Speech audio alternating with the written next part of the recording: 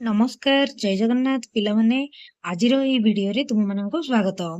आमे पूर्व वीडियो रे ओडिया नुआ वर्ष पाठटी को भल भाबरे पढिथिले आ बुझि नेइथिले। आज चलो पिलामाने एहार प्रश्न उत्तर को आलोचना करिनबा।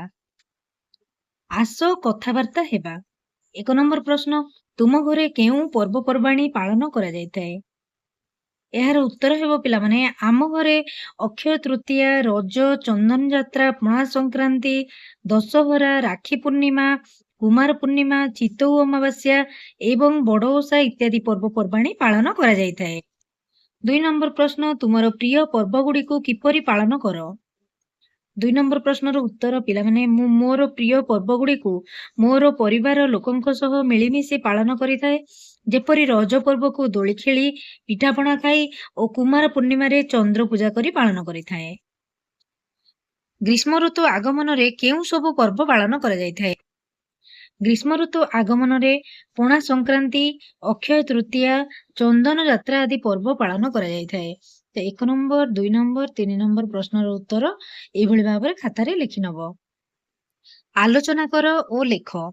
पणा संक्रांति दिन कोन सब करा जायथाय? पणा संक्रांति दिन ओडिया लोक माने तुलसी चौरा मूले जामु डाल पोती ठेकी बांधती एवं ठेकी रे पानी और पणा दियंती। घरे घरे छतुआ और बेलपणा भोग हुए। मंदिर गुड़िकरे मध्य बेलपणा हुईथाए। प्रश्न नंबर 2, पणा संक्रांति जेपरी ओडिया मानकर नुआ वर्ष सेहीपरी अहोमिया मानकर नुआ वर्ष केबे पालन करा जायथाय? उत्तर लिखि नब। अहोमिया मानकर नुआ वर्ष पणा संक्रांति समय रे पालन करा जायथाय। ओडिया माने पांजी अनुसारे कोन सब काम करिथांती? कोन सब करिथांती? लेखिबो उत्तर पिलामाने प्रश्न नंबर 3 रो ओडिया माने पांजी अनुसारे गृह प्रतिष्ठा, पूजा पर्व, विवाह और व्रत सब करिथांती। 4 नंबर प्रश्न, बैशाख मासरे आउ केउ सब पर्व पालन करा जायथाय? बैशाख मासरे अक्षय तृतीया, चंदन यात्रा और बुद्ध पूर्णिमा आदि पर्व पालन करा जायथाय। ग्रीष्म ऋतु रे तुमे केउ सब फल सब खाइबा को भल पाइथाओ? ग्रीष्म ऋतु रे मु आंबो, पणस, लिचु, कमला, तरभुज, काकुड़ी आदि फल खाइबा को भल पाइथाए। प्रश्न नंबर 1 ठारू प्रश्न नंबर 5 एइटारे मो प्रश्नर उत्तर गुडी को लिखि नेछि। पिला माने तुमे स्क्रीनशॉट मारी एई प्रश्नर उत्तर गुडी को निज खाता रे लिखि बारंबार अभ्यास करि परिबो। भाषार कथा। भाषार कथा चित्र रे शिक्षक शिक्षयित्री मानु को प्रश्न पचारुचंदी। मानु उत्तर रे निज नाम सह निज सांग मानकर नाम कहूची। एही कथोपकथन रे वाक्य शेष रे पूर्णछेद, विराम नेबा समय रे कमा और प्रश्न पचारिबा समय रे प्रश्नवाचक चिन्ह दिया जायछि। तेबे तळे दिया जायथिबा वाक्य गुडी करे विराम चिन्ह देई आउ थरे लेख। जेमिति दिलु ओ मीना हाटरू सेउ, अंगुरु, नासपाती और डालिंब किनिले। मीना दिलु को पचारिला आउ कोन किनिबा? दिलु मना कला, दुहे घर को फेरिले। तो एठारे केउठारे आमे विराम चिन्ह आ पूर्णच्छेद प्रश्नवाचक चिन्ह व्यवहार करिबा। देखो पिले, दिलु और मीना हाटरू सेउ पाखरे गोटे कमा दबो, अंगुर पाखरे गोटे कमा दबो, नासपाती और डालिंब किनिले। एठारे वाक्यटी संपूर्ण हैला, तेणु किनिले पाखरे तुमे गोटे पूर्णच्छेद देई नबो। मीना दिलु को पचारिला आउ कोन किनिबा? तो एठी प्रश्न, तेणु प्रश्नवाचक चिन्ह देबो। दिलु मना कला, तापरे पूर्णच्छेद देबो। दुहे घर को फेरिले, एठारे तो आगरु पूर्णच्छेद दिया जायछि। तापर देखो प्रश्न पिला माने 2 नंबर रो, तुम अंचल रे केउ सब पर्वपर्वाणी पालित होइथाय? जेभली भाबरे काली पूजा सेमिति तुमे लिखि परिबो दुर्गा पूजा, रज, चिता लागि अमावास्या, खुद्रुकुणी ओषा।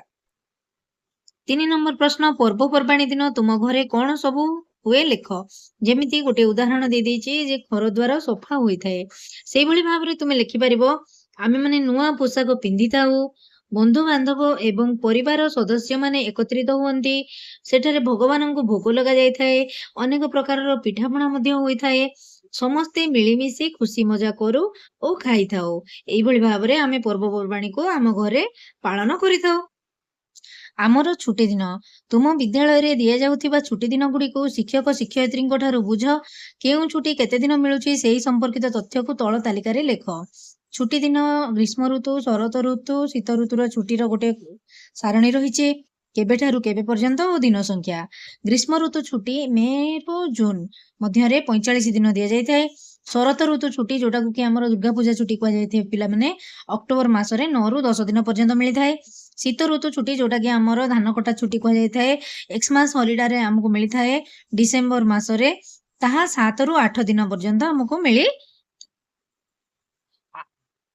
ଅକ୍ଷୟ ତୃତୀୟା ପର୍ବରେ କୃଷକ ମା ଲକ୍ଷ୍ମୀଙ୍କୁ ପୂଜା କରି ଚାଷ କାର୍ଯ୍ୟ ଆରମ୍ଭ କରିଥାଏ। ତୁମେ ତୁମ ଘରେ ଯେଉଁ ପର୍ବ ପାଳନ କର ସେଇ ପର୍ବରେ କେଉଁ ଠାକୁର ଠାକୁରାଣୀଙ୍କୁ ପୂଜା କର ଲେଖ।